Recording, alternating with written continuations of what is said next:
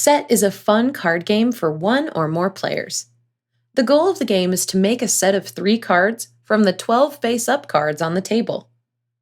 A set is any group of 3 cards that have all of the same features or all different features for each individual feature. There are 4 features on each card: shape, color, number, and shading. A set would be 3 cards that have all the same shapes or all different shapes, all the same colors or all different colors, all the same numbers or all different numbers, and all the same shading or all different shading. A group of 3 cards where 2 are the same and 1 is different in any feature would not be a set. To start the game, one player deals 12 cards face up in a rectangle.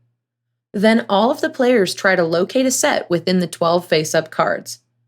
When a player finds a set, they call out "set" and remove those 3 cards from the rectangle, placing them face up in front of them.